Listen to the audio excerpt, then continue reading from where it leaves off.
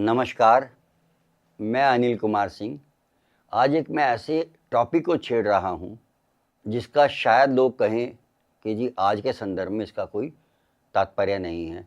Government job. जी हाँ, आज हम बात करेंगे गवर्नमेंट जॉब के क्या योग होते हैं। सबसे पहले तो छूटते ही दिमाग में आता है गवर्नमेंट जॉब का कारक जो होता है वो सूर्य होता है।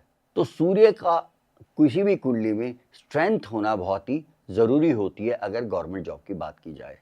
और जब सरकारी नौकरी इत्यादि की बात की जाती है या कैरियर की बात की गई तो 10th हाउस भी इन्वॉल्व होता है। नौकरी की बात आई तो छठा भाव भी इम्पॉर्टेंट हो जाता है। इसे हम अरिभाव भी कहते हैं, छठे भाव को। अब गवर्नमेंट जॉब जो होती हैं वो अनेक सेक्टर्स में होती हैं। क्लर्कियल लेवल से शुरू होकर IAS, IFS officers, IPS officers बनते हैं, वो भी गवर्नमेंट जॉब में होते हैं। कोई सरकारी स्कूल में टीचर हैं, कोई आईएएस हैं। और तो सबका ही क्या सन एक जैसा होगा? क्या सबका ही छठा भाव इस तरह से होगा? नहीं। इसे देखने के लिए हमें समझना होगा जैसे जैसे सन की स्ट्रेंथ बढ़ती जाएगी, डायरेक्शनल स्ट्रेंथ हो गई, उच्च का सूर्य हो गया, दशम भाव से संबंध आ गया, छठे भाव से संबंध आ गया, जितना स्ट्रांग होगा उतना ही हाई पोस्ट के लिए एक सरकारी नौकरी को देने में ये सक्षम होता है। साथ ही साथ अब टीचर्स वगैरह हैं जैसे, उनके लिए सूर्य स्ट्रांग है। साथ ही साथ दशम भाव से, दूसरे भाव से जुपिटर का संबंध आता है। जुपिटर टीचर होता है।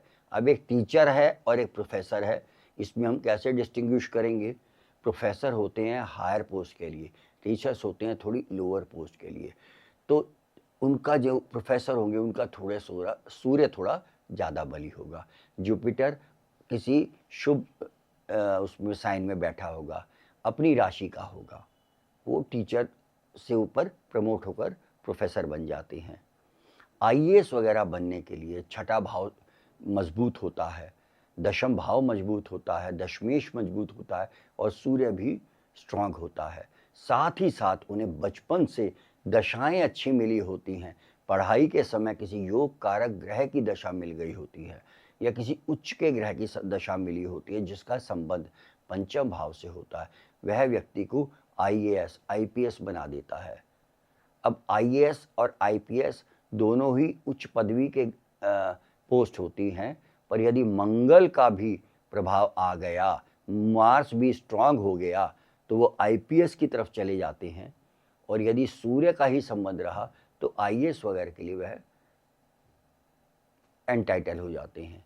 हम एक आध कुंडली की मदद से इसे समझने की कोशिश करते हैं। पहली कुंडली है 12 फरवरी 1930 को जन्मे व्यक्ति की। लग्न है इनका धनु, शनि उसमें बैठा है जो दशम भाव को देखता है। सेकंड हाउस में बुध, मंगल, सूर्य बैठा है। पंचम भाव में राहु है, छठे भाव में जुपिटर है, अष्टम भाव में चंद्रमा अपनी राशि का है। धनु लग्न है, 10th हाउस में कन्या राशि है और उसका स्वामी बुध दूसरे भाव में सूर्य और मंगल के साथ बैठा है। यह एक आईएएस ऑफिसर की कुंडली है। देखिए दशमेश भी अच्छी स्थिति में दूसरे भाव में बैठा है, मंगल के साथ है और साथ ही साथ सूर्य भी बैठा है। आइए एक और कुंडली देखते हैं जो सरकारी महकमे में नौकरी करते हैं। तुला लगन की कुंडली है। तीसरे घर में राहु बैठा है, चौथे घर में चंद्रमा दशमेश है और जुपिटर के साथ बैठा है। एक बहुत ही खूबसूरत गज केसरी योग बना रहा है केंद्र में बैठकर। छठे घर में मंगल बैठा है और अष्टम भाव में 4 ग्रह बैठे हैं, सूर्य, शुक्र, बुध और शनि, और नवम भाव में केतु है। थोड़ा सा हट के आपको एक बात और बताऊं, इनके भी अष्टम भाव में 4 ग्रह बैठे हैं, कोई भी ग्रह अस्त नहीं है, तो यह भी अपने आप में एक संन्यास योग है।